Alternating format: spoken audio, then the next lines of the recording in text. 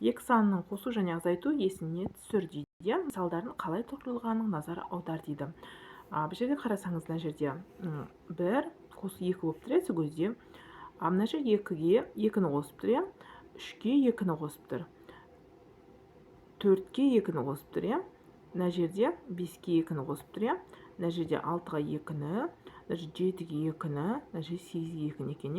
Мына жерде енді 3 болса, 3-тен 2-ні алып тұр, сөзде 1 қалады екен. Мына 4-тен аламыз 2-ні деп тұр.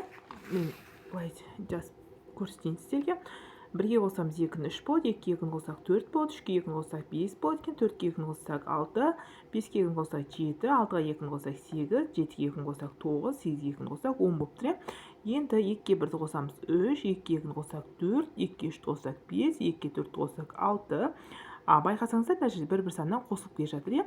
2-ге қосамыз 5-ті 7, 2-ге қоссақ 6-ны 8, 2-ге қоссақ 7-ні 9, 2-ге қоссақ 8-ді 10 болады екен. Енді қараңыздар, бұл жерде 3-тен 2-ні алып тұр, 1 болады екен. 4-тен 2-ні алып тұр, 2, 5-тен 2-ні алып тұр, 3, 6-тан 2-ні алып тұр, 4, 7-тен 2-ні алып тұр, 5, 8-тен 2-ні алып тұр, 6, 9-дан 2-ні алып тұр, 7 екен. Сөйтіп жазылып тұр екен. Енді бізде ары қарай есіне сақта дейді. Қараңыздар, естеріңізде сақтап алыңыздар. 2 мен 8 қоссақ 10 болады екен, 8 мен 2-ні қоссақ 10 болады екен, 2-ге 7-ні қоссақ 9, 7-ге 2-ні қоссақ 9 екен. 2-ге 6-ны қоссақ 8, 6-ға 2-ні қоссақ 8 екен. Мына жерде қараңыздар, қосындылардың орнын өзгергенмен, қосындылардың орнын ауыстырғанмен, мына жерде қосынды өзгеріп тұрған жоқ, мына жердегі теңдік. 2-ге 5 қоссақ 7, 5-ге 2-ні қоссақ 7 екен. 2-ге 4-ті қоссақ 6, 4-ге 2-ні қоссақ 6 екен. Мына жерде 2-ге 3-ті қоссақ 5, 3-ге 2-ні қоссақ 5 екен. 2-ге 2-ні қоссақ 4, 2-ге 1-ді қоссақ 3, 1-ге 2-ні қоссақ 3 шығады екен. Біз мына жерде сандардың құрамын азайтуға мысалдар құрастырып жаз дейді. 2-ге 4-ті қоссақ 6 болады екен, 2-ге 5-ті қоссақ 7 болып тұр, 8-ге 2-ні қоссақ 8 екен. Енді 6-тан алсақ 2-ні 4 болады, 6-тан алсақ 4-ті 2 болады екен. Мына жерде 7-тен алсақ 5-ті 2, 7-тен алсақ 2-ні 5 болады екен. 8-ден алсақ 6-ны 2, 8-ден алсақ 2-ні 6 болады екен.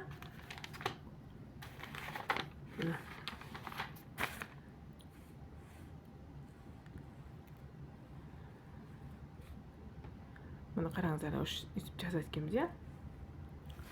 Есепті сан кесіндісін қолдан досынан тексеруін сұра дейді. Бұл жерде қараңыздар, 3-ге 2-ні қосып тұр, сөз 3-ге 2-ні қосып тұр, 3-ге 1-ді қосып тұр, сөз 4 болады екен. 4-ге 1-ді қоссақ 5 болады екен. Мына енді 3-ге 2-ні қоссақ 5, 3-ге 2-ні қосып тұр, 5 болып тұр. Ал енді мына жерде 10-нан 2-ні алып тұр екен, мына жерде 10-нан 2 санды алып тұр, сөз 8 болады екен. Сөйтіп шығарсақ болады екен. Біз сандық кесіндіні сан кесіндіні қолданып. Енді 8-ден алсақ 2-ні 6, 8-ден аламыз 1, 1.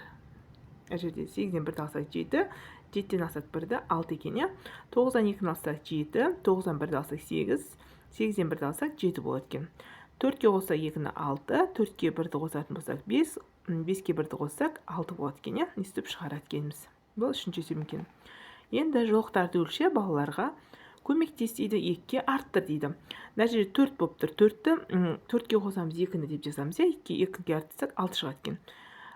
Мына жерге 2 кеміт дейді, мына жерде сандар. Мына жерде сызғышпен өлшеген кезде мына жерде 4 см, 6 см, 5 см, 7 см, 8 см шықты.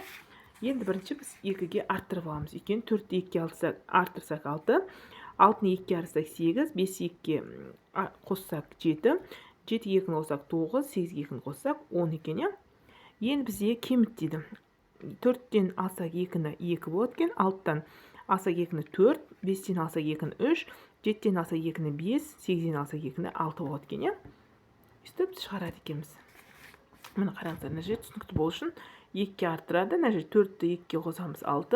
Мына жерде кеміт дейді, 2 кеміт дегеніміз екіншісіне 4-тен аламыз 2-ні, сөзде 2 шығады екен. Сөйтіп шығарады екенбіз. Осымен сабағымыз аяқталды. Келесі уақытта кездескенше сау болыңыздар. Каналымды тіркелуді ұмытпаңыздар.